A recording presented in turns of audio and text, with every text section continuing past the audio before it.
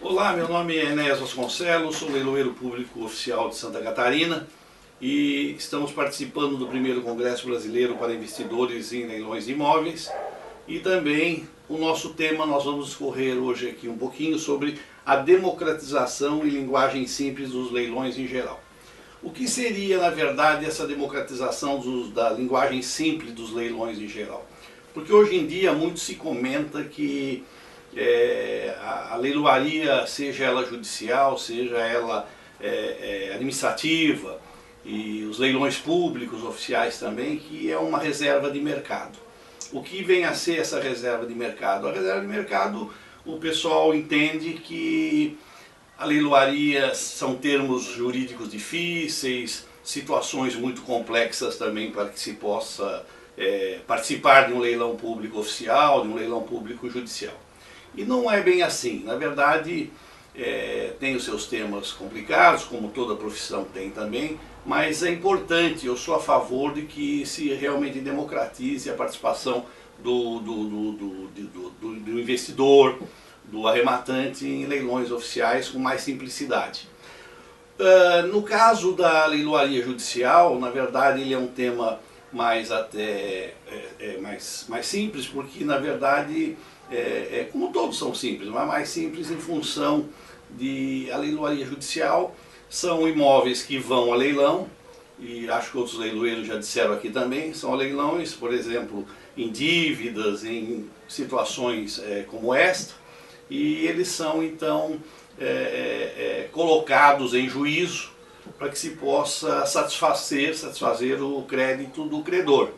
Então, se tem um devedor e tem o credor penhora, por exemplo, um imóvel, penhora uma casa, penhora um bem móvel, que pode ser também, e esses vão para o leilão judicial. O que se ocorre aí? Aí, nesse momento, no caso do leilão judicial, nesse momento o juiz nomeia o leiloeiro oficial, e o leiloeiro oficial vai preparar a asta pública, né, para que se possa se satisfazer esse crédito do credor. Por exemplo, se for um imóvel que ele valha, por exemplo, R$500 mil, o avaliador judicial, que o juiz nomeia também, ele faz essa avaliação, e partindo dessa avaliação, então, se tem um valor do imóvel para que se possa ir em leilão. Aonde se torna um bom negócio, que isso é importante que o nosso querido participante deste primeiro Congresso Brasileiro de Investidores em Leilões de Imóveis saiba. Aonde se torna, na verdade, em uma linguagem simples, né? Nós não estamos entrando aqui em termos jurídicos, porque se começar a falar em termos jurídicos, o participante desse primeiro Congresso Brasileiro, ele vai ter investidores em leilões, ele vai ter dificuldade em entender. Então, esse imóvel, tendo avaliação judicial, ele vai a leilão, o leiloeiro vai marcar a data, e tem duas praças, né? A primeira praça, ele é o valor da avaliação, né? O valor da avaliação, por exemplo, se o imóvel foi avaliado em R$500 mil, esse imóvel vai à primeira praça por R$500 mil. 15 dias depois, existe a segunda praça. Se ninguém arremata esse imóvel, que na verdade eles são sempre próximos são próximos de avaliação do momento, avaliações que esse avaliador judicial faz e que elas são momentâneas naquele instante, e conforme o preço de mercado, às vezes há alguma oscilaçãozinha muito pequena até para menor ou para maior. Então o que acontece? Se foi, por exemplo, os R$500 mil avaliado, que era o preço de mercado, nesse momento ele vai na primeira praça por R$500 mil. Então, se alguém tiver interesse em arrematar pelos R$500 mil, ele será arrematado então naquela primeira praça, na primeira asta pública, por R$500 mil. Se não for, então tem uma próxima data já marcada, sempre entre 15 e 20 dias após, o leiloeiro oficial marca, e esse mesmo imóvel vai à segunda praça. Na segunda praça, aí então entram alguns detalhes interessantes. Onde se torna um bom negócio? Onde se torna um bom negócio? Em função da segunda praça. Bom negócio no sentido que não podemos omitir aqui, é onde a gente entra nessa democratização do leilão, de falar porque vai para a segunda praça e pode sair por 50% do preço. Eu entendo como bacharel em Direito, eu entendo que os 50% ele tem o preço vil, que está no Código de Processo Civil, que ele não pode ser feito em função de você estar prejudicando realmente o devedor e o credor está se dando bem com relação a essa situação. Eu entendo que hoje o preço vil, ele pelas jurisprudências que já tem no próprio judiciário, seja ela estadual, federal, tem algumas diferenças, porque a justiça trabalhista até entende que pode ser a menor. Mas o meu entendimento é que hoje é entre 60% e 65%, para que você não possa ter algum problema na arrematação. Então o que seriam esses problemas? Na verdade, por 60% a 65%, pela minha experiência, pelo meu entendimento, eu entendo que ele é passível de ser vendido. Então um imóvel de 500 mil, naquele momento ele sairia praticamente por 325 mil reais, né? Então ele seria realmente aí nesse aspecto um bom negócio. Se você às vezes colocar menos, você arrematante participar de um leilão judicial e você colocar menos, pode acontecer de ter embargos com relação ao devedor. Então o procurador do devedor, que é o advogado do devedor, pode embargar essa situação e aí provavelmente você não vai arrematar o imóvel. Então por isso é sempre importante, na minha visão, com mais de 200 leilões realizados no judiciário, eu entendo que é importante sim, entre 60% e 65%, são as consultas que eu sempre tenho feito na jurisprudência, e ele então pode ser arrematado por 65%, a 60% ou 65% do valor. Então, se você tinha um imóvel de 500 mil reais, hoje ele estará valendo, na segunda praça para arrematar, pelo menos 300 mil reais a 330 mil reais. Então seria importante você saber realmente essa situação, não é? Então muitos às vezes não comentam, mas é importante que você tenha. O importante nesse momento também é você consultar o leiloeiro público oficial, né, que você estiver participando de algum arremate em algum leilão judicial, você consultar o leiloeiro oficial da sua região, esse que foi nomeado, para que ele possa então lhe orientar, né, com mais precisão o que realmente é interessante que se faça no caminho na leiloaria judicial e na sua arrematação. É importante também você saber que o procedimento segue o seguinte: assim que o leiloeiro oficial, seja na primeira praça, que é a primeira asta pública, seja na segunda praça, que é a segunda asta pública, o leiloeiro ele faz um termo de asta positiva. Você tem a asta negativa quando não se arremata e você tem a asta positiva quando se arremata. Então nesse aspecto você faz, o leiloeiro faz um laudo da asta positiva na segunda, pelo valor da arrematação, com os dados de quem deu o arremate, quem arrematou, e assinam nesse auto de arrematação, assina-se o juiz de direito, o leiloeiro público oficial e o arrematante. Então o leiloeiro, ingressa em seguida, até 24 horas, ingressa com esse auto de arrematação, e aí então fica-se em aberto ao juiz para que ele defina o valor da arrematação satisfez, né, no caso, que o valor da arrematação satisfez alguns valores que estejam dentro do processo, né? Então isso é importante. Agora, o que pode também acontecer, se achar, quando entra no preço vil, se você, por exemplo, coloca lá 50 ou 50 e poucos por cento, 52%, pode-se o procurador do executado, ele entender que este preço foi um preço vil e pode-se sim haver aí até o cancelamento dos embargos do leilão. Então aí se torna novamente, esse leilão esse imóvel vai voltar à nova praça, e você perde na segunda praça também a oportunidade de fazer um negócio interessante, né, para que você possa realmente ter um imóvel na mão. Então por isso é muito importante que você tenha na sua mão uma ideia real né? Sempre trocando esse diálogo com o seu leiloeiro público oficial, que está realizando no leilão judicial, para que você possa sempre ter sucesso nas suas arrematações no imóvel que você deseja participar, né?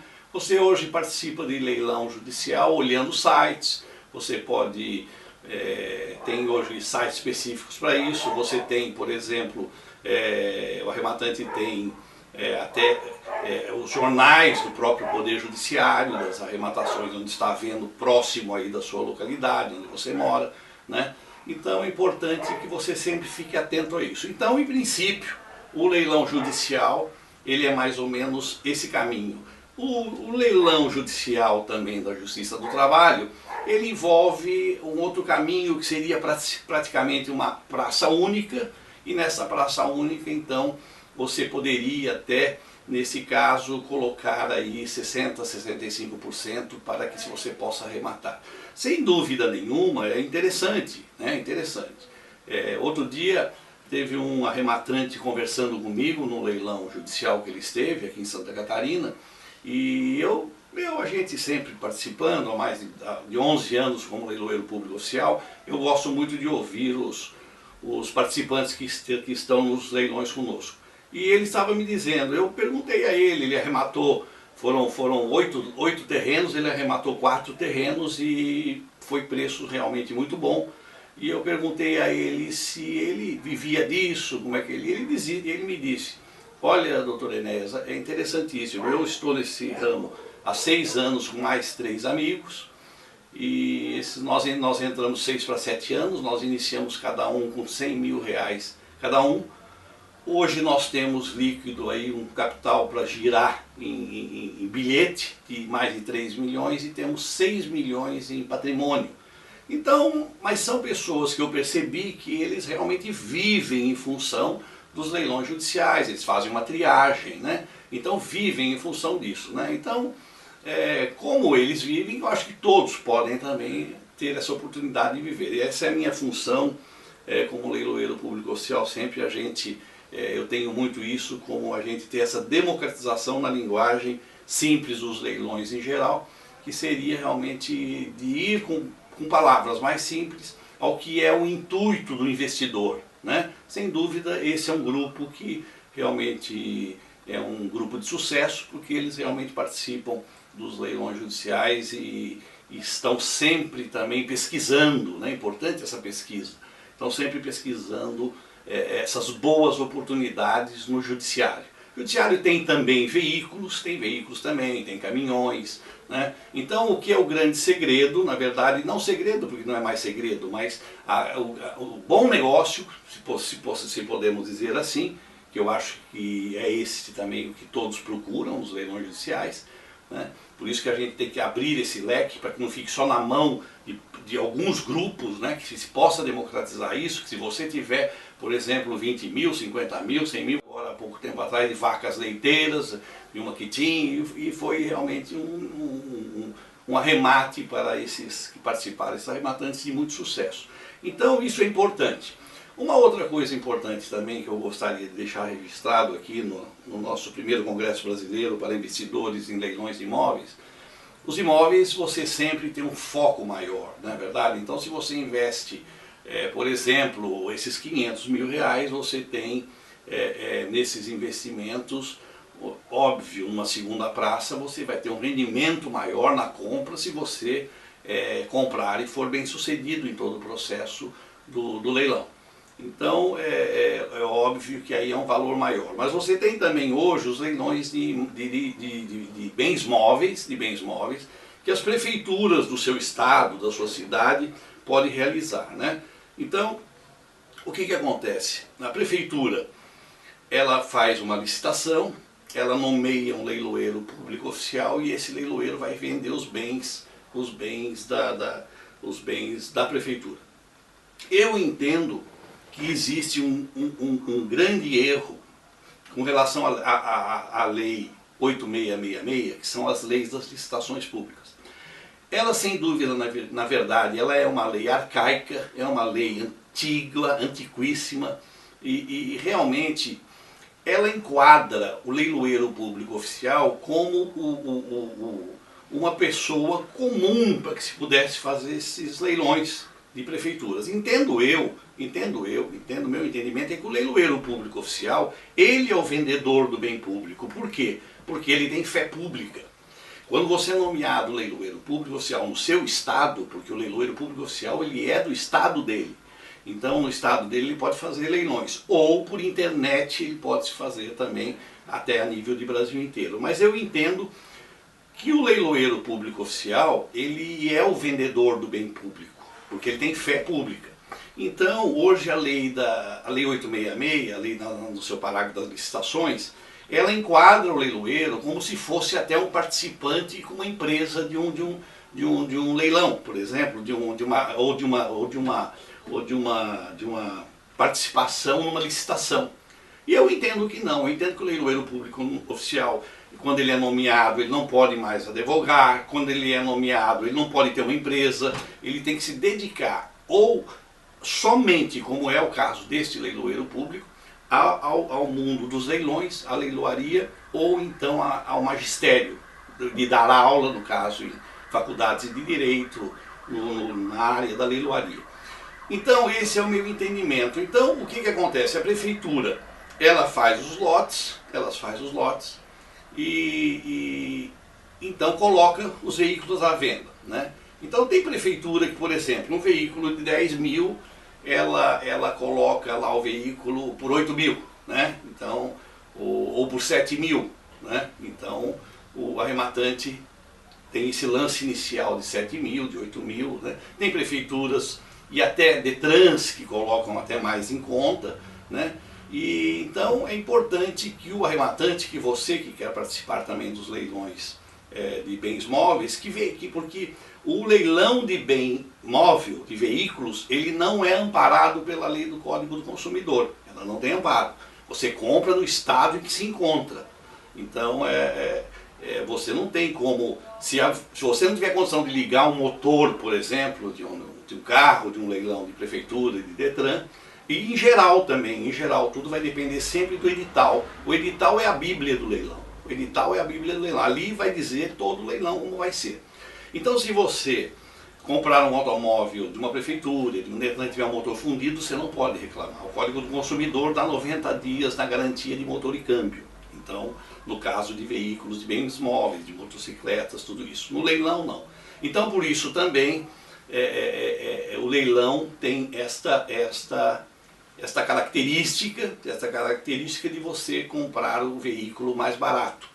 Uma regra importante para você que vai participar de leilão de bens móveis, também de veículos, é o importante que hoje se usa muito entre os leiloeiros oficiais das grandes cidades, no eixo Rio-São Paulo, São Paulo-Rio, que é o seguinte: por exemplo, se você vir ali um veículo que ele está avaliado, por exemplo, em tabelas oficiais aí do mercado, por exemplo, vamos dizer até aí, a grosso modo, da tabela FIPE. Se você vê um veículo de 10 mil, qual é para você ter um lucro nesse veículo, qual é que é? Você colocar um desconto de 25% sobre o bem. Por quê? Porque ele é um bem público, ele já teve o seu desgaste, ele já está indo para um leilão porque ele está sendo...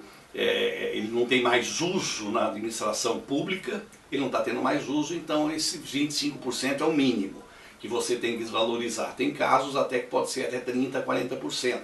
Então se inicia desses 25%. Aí o que você faz? Você, por exemplo, o carro não tem quatro pneus ruins, você consegue ver os 4 pneus ruins, então você tira aquele valor que você vai ter que pôr 4 pneus.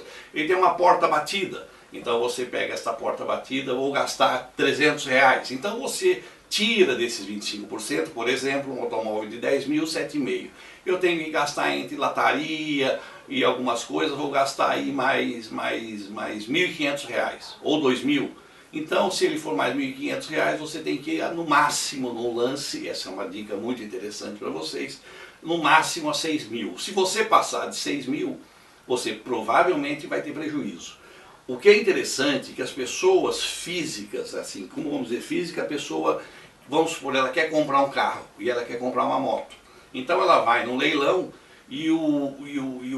muito do leilão, do bater o martelo, ele vem fazendo um efeito psicológico como se fosse, no caso aí, um jogo. Então aí precisa ter cuidado, aí você tem que saber se controlar. Então, tipo assim, usa esta fórmula, esta regra que eu lhe dei, você vai sempre ter um lucro nesse bem móvel. Então é importante que você saiba disso. Então isso se atinge ao quê? Se atinge nas regras de leilões de prefeituras, de órgãos públicos, leilões estaduais, de governos estaduais, leilões de Detran. Então isso é importante que você use essa regra que eu acabei de dar a vocês, para que possa realmente ter um lucro. Se você passar disso, provavelmente você terá prejuízo. Esse, no caso, é o caso dos bens móveis, né? Então nós falamos lá nos leilões judiciais e falamos aqui agora nos leilões de prefeitura, nos leilões governamentais, nos leilões de órgãos públicos, né? Você tem também um tipo de leilão que seria um leilão administrativo, por exemplo, uma empresa que quer vender um veículo, você quer vender um veículo, ou tem lá, por exemplo, 30 veículos, 30 Gols 2010, quer vender. Então, ela pode contratar um leiloeiro público oficial, o leiloeiro ele faz o edital, e esse edital então ele passa como leiloeiro público oficial a ser, nesse caso, um leilão público oficial. Na verdade, é importante que você saiba que quando você compra um veículo de leilões, como tem esses grandes sites, você não tem garantia de motor e câmbio. É importante que você saiba disso. Então sempre use essa regrinha que nós temos aí agora. 25% do desconto do valor do veículo na tabela que existe por aí, circulando. Dizem que é a tabela, é a tabela FIPE. Então você desconta 25% e mais o que você vai ter que ter de gasto nesse veículo. É muito importante. Um dado muito importante também é que você nunca deixe de visitar no dia, porque é colocado 1 ou 2 dias para que você, arrematante, possa participar do leilão também privado, no caso, ou no leilão não mais privado, mas um leilão empresarial, onde as empresas chamam o leilão, por exemplo, uma Volkswagen chama um leiloeiro público oficial e pede para que ele faça o leilão. Então é importante que você saiba a data da visitação. Na internet, entendo o meu entendimento, se você comprar só pela internet, pelas fotografias da internet, provavelmente pode haver, aí, pelo que a gente sempre tem comentado, conversado com as pessoas, pode haver um entendimento errôneo com relação a essa leitura da fotografia. Então, eles têm, porque é obrigado a ter, o edital, a data de visitação. Então você pode ir lá, visita o bem, olha o bem, você vai ter uma ideia em loco muito mais concreta do que a ideia do caso da internet. Eu aconselho sempre aos amigos e a vocês nesse nosso diálogo aqui do primeiro Congresso Brasileiro para Investidores e Leilões de Imóveis, que é importante no caso de bens móveis que você também esteja nesse dia da visitação olhando para que você realmente possa, dentro dessa avaliação, investir nos veículos. E tem assim caminhões, né? No judiciário tem caminhões que às vezes está avaliado por 140 mil, que numa segunda praça sai por 80, né? Por 78, 79. Então é importante sempre você olhar o veículo, o meu entendimento, eu acho que tem que ser mesmo nos leilões online, no caso, nos leilões por site, sempre olhar os veículos pessoalmente. É importante que você gaste um tempinho para lá e olha. Então, esse também é um caminho interessante na leiloaria. Nós temos os leilões de obras de arte também, não é? Os leilões de obras de arte é importante que o nosso querido arrematante, nosso participante deste simpósio, deste congresso, saiba. O leilão de obra de arte, ele funciona muito bem pela minha experiência como leiloeiro público oficial e com a minha experiência que fui um dos iniciantes em Santa Catarina a fazer os leilões de obras de arte, é que os leilões funcionam muito bem, os leilões de obras de arte, no eixo Rio-São Paulo. O eixo Rio-São Paulo tem uma demanda muito grande, então os leiloeiros oficiais que têm a vivência, a experiência em obras de arte, e até como avaliadores de obras de arte judiciais, como é o meu caso, eles realmente possam fazer e realizar, né?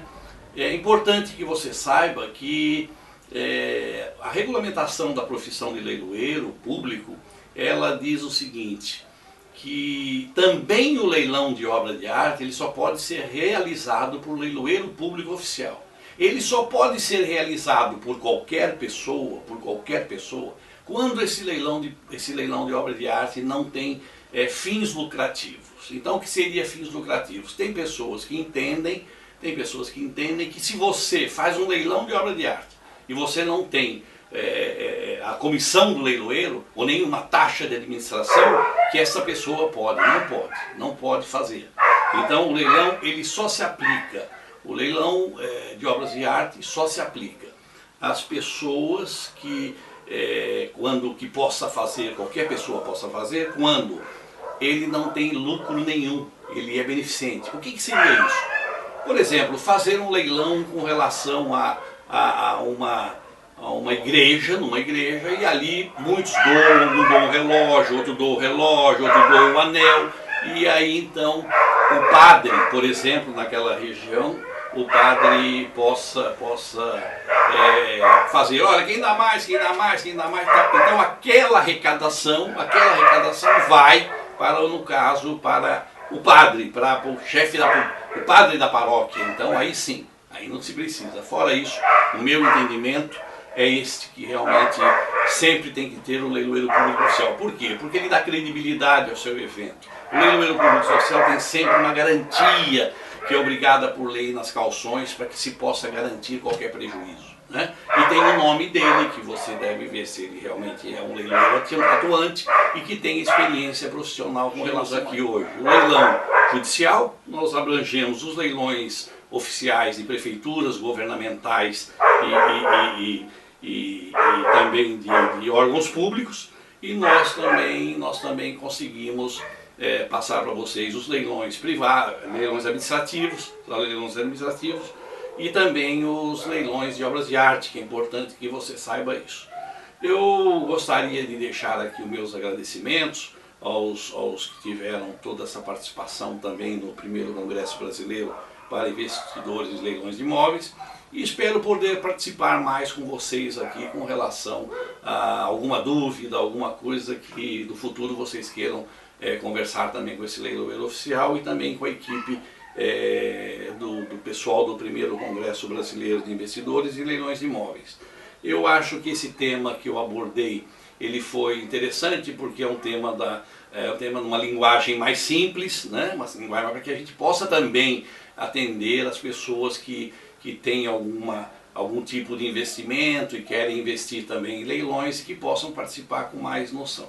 Nós estaremos sempre aí à disposição de todos para que possamos realmente esclarecer as dúvidas de todos. Muito obrigado, quero agradecer ao Emerson, que foi o organizador desse congresso, e colocar-me sempre aqui à disposição de vocês em Santa Catarina. Muito obrigado pela audiência de vocês aqui com esse leiloeiro.